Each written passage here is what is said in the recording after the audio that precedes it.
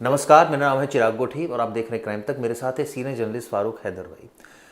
आज हमने एक ट्वीट किया था। ट्वीट ये किया था कि आज हम इसी मुद्दे पर डिस्कस करेंगे जो हमने कल डिस्कस किया था, यानी कर्नाटक का मुद्दा, यानी हिजाब का मुद्दा, यानी हलाल का मुद्दा। और अब नया मुद्दा है हैदर भाई, वो क्या मुद्दा है बताइए ज़रा। अब नया मुद्दा लाउड स्पीकर को लेकर आ गया है कि ऐसा कुछ संगठनों का कहना है कि जो मस्जिदों में लाउड स्पीकर लगाए जाते हैं वो नहीं लगाए जाने चाहिए, क्योंकि उससे उनको डिस्टरबेंस पैदा होती है और इसलिए वो लाउड स्पीकर नहीं लगाने जाने चाहिए। क्या ये बात सही है कि डिस्टर्बेंस होती है? व्यूअर्स, आपका क्या मानना है? क्या लाउड स्पीकर अगर जिसकी आवाज़ काफ़ी तेज़ होती है, इसमें तो कोई दो राय नहीं है, तो क्या उससे डिस्टर्बेंस होती है? क्या उससे ऐसी कोई परिस्थिति पैदा होती है कि जिससे आपको लगता है कि ये क्यों बज रहा है? आपका देखिए, क्या जहाँ मानना है? तक डिस्टरबेंस की बात है कि लाउड स्पीकर पे कोई चीज़ होएगी तो जाहिर सी बात है कि वो दूसरों के कानों तक जाएगी। भले वो अजान हो, आरती हो, बाकी चीज़ें हों, वो सारी चीज़ें उनको उनके कानों तक जाएंगी। और हो सकता है कि बहुत से लोगों ने इस बात का एतराज़ जताया है कि जो सुबह के वक्त अजान होती है उससे उनकी नींद ख़राब होती है। ये एतराज़ सोनू निगम भी जता चुके हैं पहले। तो और ये कोई नया मुद्दा नहीं है, इससे पहले भी कई बार इस तरह के मुद्दे उठाए जा चुके हैं कि जो मस्जिदों में अजानें होती हैं उसके लिए लाउड स्पीकर का इस्तेमाल नहीं करना चाहिए। तो इसकी वजह क्या है? मोटे तौर पर देखिए, एक वजह जो हमने आपको बताई कि डिस्टर्बेंस जो है वो एक वजह हो सकती है। इसके अलावा दूसरी जो मेन वजह है वो है पॉलिटिक्स। अब आप जिस तरह से देख रहे हैं, लगातार एक के बाद एक जो मुद्दे उठाए जा रहे हैं वो सिर्फ इसलिए उठाए जा रहे हैं ताकि उससे पॉलिटिकल माइलेज लिया जा सके। यूपी इलेक्शन के दौरान या बाकी जो 5 राज्यों के इलेक्शन थे उसके दौरान जब हिजाब का मुद्दा उठा तो उससे पोलराइजेशन चलिए, में एक काफ़ी। टाइम एक एक पल पर हम ये सोचते हैं कि चलिए पॉलिटिक्स को हम अलग करते हैं, हम नहीं उठाते पॉलिटिकल मुद्दा, जो उठा रहे हैं उठाने दीजिए। क्या वाकई ये एक सीरियस कंसर्न है, या फिर जैसे कई लोगों से मैंने बात की जो एक पर्टिकुलर कम्युनिटी के, वो कहते हैं कि ठीक है आप आरती बजाइए, क्या प्रॉब्लम है, आप हनुमान चालीसा करिए, आप तेज़ बजाइए, हमें कोई आपत्ति नहीं। बल्कि हमें जो लोग हनुमान जी के भक्त हैं वो तो बहुत प्रसन्न होंगे ये सब सुनकर। भाई वो शाम के वक्त अगर इस तरह की आरती हो रही है या हनुमान चालीसा जो है वो चल रही है या अजान हो रही है, तो जो जो एक सराउंडिंग में एक तरह से कहते हैं ना, ये चीज़ हमें पॉजिटिव माइंडसेट में लेके जाती है कि अगर आप परेशान भी हैं तो कहते हैं जैसे कहते हैं ना कि हनुमान सुंदरकांड आप सुन लीजिए तो आपकी परेशानी आप मुक्त हो जाएंगे, क्योंकि उसमें पूरा सारांश सारा सार है किस तरह से हनुमान जी ने। ऐसे ही अजान के बारे में है बहुत सारी बातें कि आप सुन लेंगे तो आप पॉजिटिव हो जाओगे। आप जो है, क्या ये वाकई ये इसी सेंस में दोनों बजनी चाहिए, अब दोनों ही बंद होनी चाहिए? मैं आपको बताता हूँ कि अजान मस्जिदों में होती क्यों है। सबसे पहली बात, अब ज़माना आ चुका है कि हमारे मोबाइल में बहुत सारी ऐप हैं जिस पे हम नमाज का टाइम देख सकते हैं कि ये नमाज इतने बजे, ये नमाज इतने बजे। लेकिन पहले जब मोबाइल नहीं हुआ करते थे या और चीज़ें नहीं थी उस टाइम पे, तब लोगों को नमाज के लिए बुलाने के वजह से ये अजान दी जाती है ताकि लोग अजान सुनकर आएँ और टाइमली वो नमाज़ पढ़ें।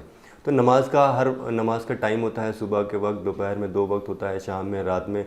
तो ये 5 वक्त का जो टाइम होता है, इस पे लोगों को सही टाइम पे बुलाने के लिए ये अजान दी जाती है ताकि लाउड स्पीकर से वो सुनेंगे और वो चले आएंगे। लेकिन लाउड स्पीकर का क्या इस्लाम से कोई कनेक्शन है? तो मैं आपको बता दूं कि 1400 साल पहले जब इस्लाम वजूद में आया तब ऐसा कोई टेक्निक नहीं थी, ऐसी कोई तकनीक नहीं थी जिसके ज़रिए लाउड स्पीकर बनाया जाता या उस पर अजान पुकारी जाती। तब एक इंसान मस्जिद की छत पे खड़ा होता था और वो अपनी आवाज़ से लोगों को बुलाता था, वो उसको अजान देता था। तो जो पहली अजान हुई इस्लाम में वो एक हज़रत बिलाल थे, उन्होंने वो अजान दी। उन्होंने जो ये अजान दी वो तरीका ये था कि वो मस्जिद की दीवार पर खड़े हो गए और उन्होंने थोड़ा तेज़ आवाज़ में अजान पुकारी, जिसे सुन के लोग मस्जिद की तरफ चले आए।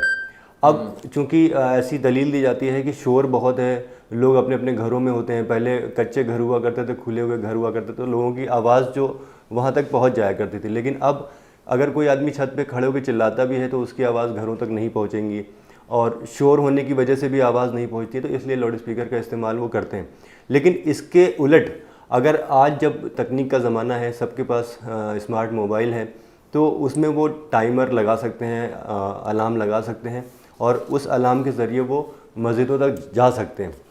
इसलिए मुझे कई लगता लोग है इसमें बोलते हैं कि क्या वाकई मतलब इस तरह की अनाउंसमेंट करेंगे तो ही हम जाएंगे। हमें तो पता है टाइमिंग क्या होती है भगवान के घर जाने के लिए। अगर टाइमिंग तो ये तो हमारी जिम्मेदारी भी तो बनती है कि हमें याद है कि भाई इतने बजे होती है, आप जाइए। नहीं, किसी ने आपको इसमें एक थोड़ा सा ये बिल्कुल सही बात आपने कही कि आज आपके पास स्मार्ट मोबाइल है, आप टाइम उसमें सेट कर सकते हैं। नमाज का टाइम क्या होता है, नमाज का टाइम थोड़ा डिफर करता है। मतलब आज अगर वो 12:01 पे है तो हो सकता है कल वो 12:03 पे हो। तो ये जो टाइम है वो घटता बढ़ता रहता है।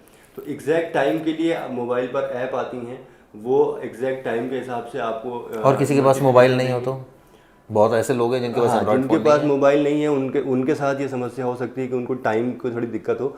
लेकिन वो ये है कैसे कि मैनेज नमाज अजान होने और नमाज होने के बीच में थोड़ा टाइम होता है। अगर आपको टेंटेटिव टाइम पता है तो आप मस्जिदों में जा सकते हैं, वहाँ पे उस टाइम पे आप जाके नमाज़ पढ़ सकते हैं। लेकिन मोस्टली लोगों के पास मोबाइल है। और ऐसे में देखिए, अजान जो लाउड स्पीकर में पुकारी जाती है वो जो प्रथा है वो कई सालों से चली आ रही है। जब से लाउड स्पीकर का आविष्कार हुआ है और तब से चीज़ें इस तरह की हो रही नहीं हैं। देखिए, लेकिन इसमें ना हैदर भाई दोनों ही बातें हैं। इसमें कई ऐसे लोग हैं जो कहते हैं कि दोनों को लाउड स्पीकर पर आप सुनाइए, आरती भी सुनाइए, अजान भी सुनाइए। कई कहते हैं आरती भी मत सुनाइए, अजान भी मत सुनाइए, हमें नहीं सुननी, हमें पता है भगवान का टाइम क्या है, हम चले जाएंगे। या हमारे घर में मंदिर है, हम पूजा पाठ करते हैं। कई लोगों को ये आपत्ति होती है कि कई लोग पूजा पाठ करते हैं और घंटियाँ बड़ी तेज़ बजाते हैं, तो हम दूसरा पड़ोसी कहता है हमें दिक्कत होती है। तो ये तो देखिए बातें चलती रहेंगी, अलग बात है। लेकिन जहाँ तक बात है कि कानून की, कानून इस पर क्या कहता है, क्योंकि ध्वनि प्रदूषण से संबंधित कानून है और उसमें अगर आपने एक पर्टिकुलर लिमिट में चाहे वो लाउड स्पीकर बजाया चाहे डीजे बजाया तो आपका चालान हो सकता है, कानूनी कार्रवाई हो सकती है। और इस तरह की हम अक्सर चीज़ें देखते हैं और अक्सर पुलिस कार्रवाई भी करती है, ऐसा नहीं कार्रवाई नहीं। और वो दोनों ही कम्युनिटी के अगेंस्ट, ऐसा नहीं होता कोई कम्युनिटी देखकर कार्रवाई होती। कानून का कोई चश्मा नहीं होता, कानून का जो सही गलत है वो उस हिसाब से करती है। तो इसको लेकर अब ऑब्वियसली कर्नाटक में विवाद हुआ, पॉलिटिक्स तो चलिए हो ही रही है, लेकिन एट द एंड, और ये मुद्दा भी बहुत पुराना है, कोई नया नहीं है, और एट द एंड इस पर बड़े विचार आ चुके हैं कि भाई दोनों पक्ष इसमें आप चलाइए, आप आरती भी चलाइए, आप ये भी चलाइए। तो अब ऐसे में हम ये जो डिस्कस कर रहे हैं तो इसका हम अपने व्यूअर से भी जानना चाहते हैं कि आप लोगों का क्या नज़रिया है इस पर। कि मैं चाहता हूँ कि इसमें नेगेटिव कमेंट ना करें, इसमें बहुत खुले दिमाग से जो है वो बात करें। मैं आपको थोड़ा सा ब्रीफ कर देता हूँ कि नमाज और अज़ान दो अलग अलग चीज़ें हैं। अज़ान और नमाज को समझना है तो मैं आपको आसान शब्दों में समझा सकता हूँ कि जब स्कूल लगता है तब वो घंटी बजाई जाती है, ठीक है, ताकि बच्चे क्लास के अंदर आ जाए। अजान मतलब एक तरह से इन्फॉर्मेशन देने आप आइए, हाँ, नमाज कीजिए। जो पढ़ाई हो रही है उसकी इन्फॉर्मेशन वो लाउड स्पीकर पे नहीं देते हैं, यानी कि जो नमाज होती है वो लाउड स्पीकर पे नहीं होती है। सिर्फ अजान यानी कि जो घंटी है वो बजाई जाती है। लेकिन कई लोगों को ये आपत्ति है कि वो घंटी बहुत देर तक बजती है, तो नहीं, मैं समय तक चलती है। अगर आप न्यूट्रल ग्राउंड पे देखें तो दोनों ही चीज़ें, जैसे लाउड स्पीकर से अगर किसी को प्रॉब्लम है तो वो नहीं बजना चाहिए। और ये मामला अगर अदालत में जाता है तो हो सकता है कि अदालत जो है वो किसी बिना पे इस फैसले को दे कि हाँ भाई लाउड स्पीकर पे अजान भी नहीं होनी चाहिए। तो मैं किसी पक्ष या विपक्ष में नहीं हूँ, मैं सारी बातें सामने रख रहा हूँ कि अजान की क्या अहमियत है, या अजान क्या लाउड स्पीकर पे देना चाहिए नहीं देना चाहिए।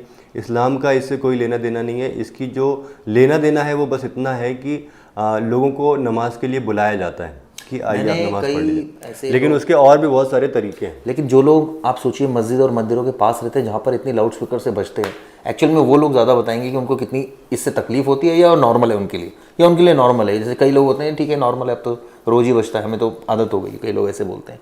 लेकिन जहाँ तक बात है कि ये बहुत बड़ा मुद्दा है क्या डिस्कस करने वाला, ये ऐसा मुद्दा है कि इससे जो है वो बेरोज़गारी महंगाई सब दूर हो जाएगी, ऐसा नहीं है दोस्तों। ये एक छोटा सा मुद्दा है जो चूँकि कर्नाटक में मामला है इसलिए हमने इसको डिस्कस किया, और इसके पीछे कोई ऐसी मंशा नहीं है कि किसी के भी धर्म को या कोई भी ऐसी पर्टिकुलर चीज़ हम किसी के बारे में बोले। देखिए हर कोई फ्रीडम है, हर किसी का कोई भी धर्म पालन करने का उनको अधिकार है, और कोई भी जो धर्म में रूल्स हैं उनको फॉलो करने का अधिकार है। तो हमें लगता है कि इसमें बहुत न्यूट्रल होने की, बहुत ही ओपन माइंड से सोचने की ज़रूरत है, रादर देन कि उसकी लाउड स्पीकर क्यों बज रहा है, हमारी आरतियाँ क्यों कम गति में, हम लोग क्यों नहीं बजाते, हम क्या उनसे डरते हैं या वो हमसे डरते नहीं हैं। ये सब बातें भी मैं अक्सर सुनता हूँ इस तरह की किसी से।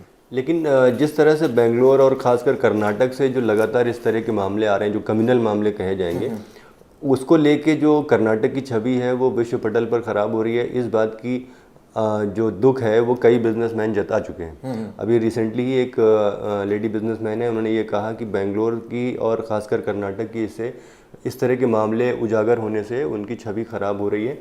लेकिन एक सवाल तो है कि लगातार एक के बाद एक ये सारी चीज़ें बेंगलोर से ही क्यों उठ ये रही भी है, एक बड़ा जबकि सवाल ये है, बिल्कुल। जबकि ये देशव्यापी चीज़ें हैं। ऐसा नहीं है कि सिर्फ बेंगलोर में लाउड आपके इलाके स्पीकर में नहीं होती, दिल्ली में नहीं होती है, पे ही अजान होती है सब और जगह दिल्ली में होती नहीं है। होती है।